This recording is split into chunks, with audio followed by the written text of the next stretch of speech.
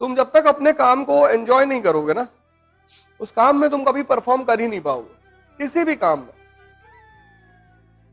किसी भी काम में एक्सेल करना है तो उस काम को एंजॉय करना सीखो। कभी हमारे बड़े बुजुर्ग पहले कहते थे मन लगाओ, मन। अब तो लोग खाना भी कायदे से नहीं खाते। और अब तो मैं लोगों को देखता हूं, हमने भी गलती की है, लेकिन लोगों को क्या देखना, मैंने खुद ये गलती की है। खाना खा रहे, न्यूज़पेपर भी साथ में पढ़ रहे, व्हाट्सएप पे मैसेज भी देख रहे हैं, तो दिमाग कितने भागों में टूट रहा है।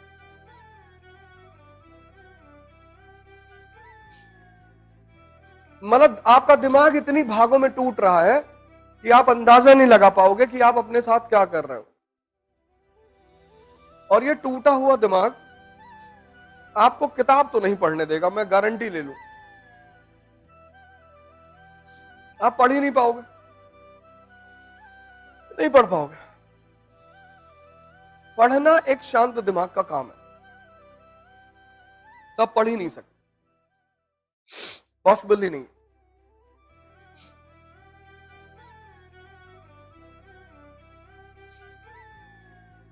तो भारत में पुलिस डिपार्टमेंट का जो इतिहास है, मॉडर्न पुलिस डिपार्टमेंट का, वो शुरू होता है कॉर्नवालिस से। इसने शुरू किया। इससे पहले जो पुलिस लॉ एंड ऑर्डर की बात थी वो जमींदार देखते थे। जो गांव के जमींदार होते थे उनका ड्यूटी था लॉ एंड ऑर्डर को देखना। कॉर्नवालिस ने मॉडर्न पुलिस डिपार्टमेंट की स्थापना की। उसने पूरे शहर को, मान लो शहर है इलाहाबाद या कानपुर, तो उसको थानों में बांट दिया। रावतपुर थाना, गीतानगर थाना, गुरुदेव थाना, फजलगंज थाना, और फिर इन थानों में जो चीफ होता था उसको दरोगा बोलते थे। और इन सारे थानों के ऊपर एक बॉस होता था, उसको बोलते थे सुपरिंटेंडेंट ऑफ पुलिस। और इस डिपार्टमेंट का गठन किया गया था, अंग्रेजों ने किया था, अपने इंटरेस्ट की पूर्ति के लिए। जो भी मना करेगा, सरकार के विरोध में जाएगा, ये उसको यूज करेंगे, मारेंगे उसको। कर्जन जब भारत आया तो उस वक्त स्वदेशी मूवमेंट की नींव पड़ रही थी। कांग्रेस में मॉडरेट के साथ साथ एक्सट्रीमिज्म भी पैदा हो रहा था। तो इसको अब एक मजबूत पुलिस डिपार्टमेंट की जरूरत थी। तो इसने फ्रेजर कमीशन अपॉइंट किया। एंड्रू फ्रेजर उसका चीफ था, और इसने फ्रेजर कमीशन अपॉइंट किया। और कमीशन ने रिपोर्ट दी कि डिपार्टमेंट अनडिसिप्लिन्ड है और कमजोर है। तो इसने पुलिस ट्रेनिंग इंस्टीट्यूट खड़े किए और सीआईडी नामक एक गुप्तचर विभाग बनाया। फिर मैंने कहा कि जब देश आजाद हुआ तो हमने डिसाइड किया कि पुलिस डिपार्टमेंट को हम अपने प्रशासन का हिस्सा रखेंगे। इस देश में अगर 24 घंटे पुलिस को हटा लिया जाए, हमारा आपका जीना मुश्किल हो जाएगा, नहीं रह पाएंगे। ये जो आपको लगता है कि पुलिस हमारे साथ बदतमीजी करती है, कितने लोग हैं जो पुलिस वालों को देखने के बाद उनके मन में यह भाव पैदा होता है कि ये लोग हमारी रक्षा करते हैं? शायद ही किसी के मन में होता हो। और ऐसा कौन सा डिपार्टमेंट है जो आप जाते हैं तो आपको गोद में उठा के आपका काम करता है? कोई है? पुलिस वालों के प्रति एक इज्जत का भाव सबको डेवलप करना पड़ेगा। बड़ा ऑफेंडेड फील करते हैं वो। आप खुद सोच के देखो कि आप अपने घर के लिए सब कुछ करो और उसकी कोई एक्सेप्टेंस ना हो। जैसे आप क्यों चाहते हो आपका सिलेक्शन हो जाए? क्योंकि आप मेहनत कर रहे हो। बिना सिलेक्शन के कोई मानेगा ही नहीं कि आप मेहनत कर रहे थे। कोई मानेगा? तो जो काम आप करते हैं, आप चाहते हैं उसकी एक्सेप्टेंस समाज में हो। 24 घंटे पुलिस वालों को हटा लो, सड़क पे चलना मुश्किल हो जाएगा। कोई जी नहीं पाएगा प्रदेश में, देश में। और फिर हमारा नेगेटिव एटीट्यूड इनके प्रति, उसमें उनकी गलती नहीं होती, उसमें भी उनकी गलती नहीं होती। 99% चोर बदमाश इन्हीं से दिन भर उनका पाला है। तो अगर वो चोरों से ऐसे बात करें कि और भाई साहब आपने कहां चोरी की कल रात में, फिर क्या होगा? एक पिक्चर आई थी यशवंत, उसमें इस थीम को, इस चीज को दिखाया गया था। यशवंत में नाना पाटेकर उसमें है।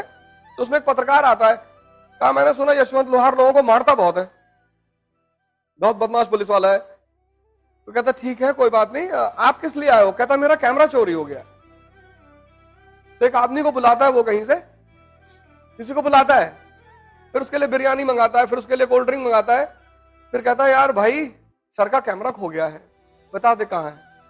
कहता साहब हमको नहीं मालूम। फिर उठ के मारता एक हाथ खींच के, कहता साहब डब्लू के पास है बगल वाली गली में।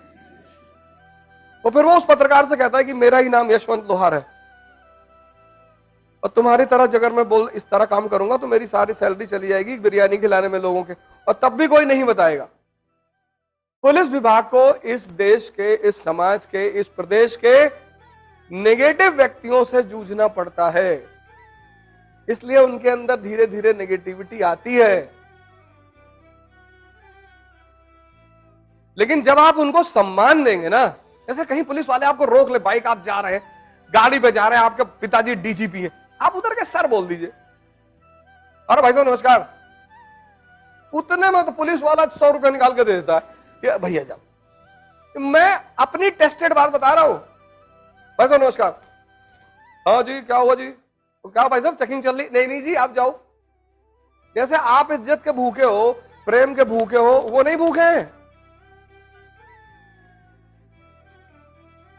यही पुलिस वाले रक्षा करते हैं और इन्हीं पुलिस वालों को सब गाली देता है।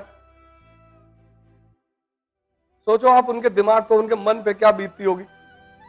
तो मैं आपसे रिक्वेस्ट करता हूं कि कम से कम आप जब भी उनसे मिले, भगवान ना करे आप उनसे डेली मिले, लेकिन समाज में रहते ही यदा कदा सामना हो जाता है। एक बार कानपुर में आईटी में एक प्रोग्राम था, यहां हम फैजल भाई जा रहे थे, पुलिस वाले चेकिंग पे थे, रोक ली गाड़ी, हमने सीट बेल्ट नहीं लगाई। यहां से निकले, मेन रोड पे पहुंचे, जब तक बेल्ट लगाते सामने पुलिस वालों ने रोक लिया। हाँ जी सीट बेल्ट नहीं लगाई। मैं निकला, मैंने कहा भाई साहब नमस्कार। हाँ जी। बोले भाई साहब आपने सीट बेल्ट नहीं लगाई थी। मैंने गलती हो गई भाई साहब। मैंने इतना कहा भाई साहब गलती हो गई, कुछ बोले ही नहीं हो। अब आपको अगर हेलमेट लगाने के लिए कह रहे हैं भैया, ये तरबूज है ना, जब खुलता है ना तो टुकड़ों में वो खुलता है, फिर दुनिया को कोई डॉक्टर स्टिच नहीं लगा पाता। हाथ टूट जाए, पैर टूट जाए तो ठीक हो जाएगा। तभी तो जो हेलमेट का ऐड करती है, स्टड एक कंपनी है, वो हेलमेट का ऐड करती है, एक नारियल रखती है, उस पर हथौड़े से मारती है, नारियल बिखर जाता है, तो कहती है कि मर्जी है आपकी, आखिर सर है आपका। तो जो पुलिस वाले आपसे चार्ज फाइन लेते हैं ना, तो आपकी भला के लिए लेते हैं कि एक बार दंडित हो जाओगे तो जाके हेलमेट खरीद लोगे। फिर लोग क्या करते हैं, यहां पे पुलिस वालों से बचने के लिए 100 रुपए का हेलमेट खरीद लेते हैं।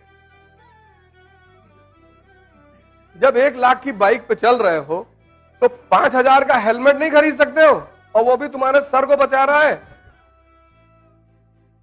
एक्सीडेंट्स जब होते हैं ना, सीट बेल्ट इतनी उपयोगी होती है, वो सारी चीज आपकी सुरक्षा के लिए, आपकी प्रिकॉशन के लिए, वो दुश्मन नहीं है आपके। और जो आदमी 24 घंटा खड़ा है, कल आप में से बहुत लोग आईपीएस होंगे, नहीं होंगे? आपके घर में कोई भी हो, डीजीपी हो, सेंट्रल मिनिस्टर हो, आप प्यार से उनसे बात करें। 99% दिल्ली में मैं कई बार पकड़ गए, रेड लाइट क्रॉस हो गई, पकड़ लिया। कुछ रेड लाइटें दिल्ली में ऐसी हैं जो दिखाई ही नहीं पड़ती कि रेड लाइट है, जम कर गए तब पता चला कि रेड लाइट थी। पेड़ से कवर है, टहनियों से कवर है, क्योंकि देश में सबसे बड़ा दायित्व है सुरक्षा करना।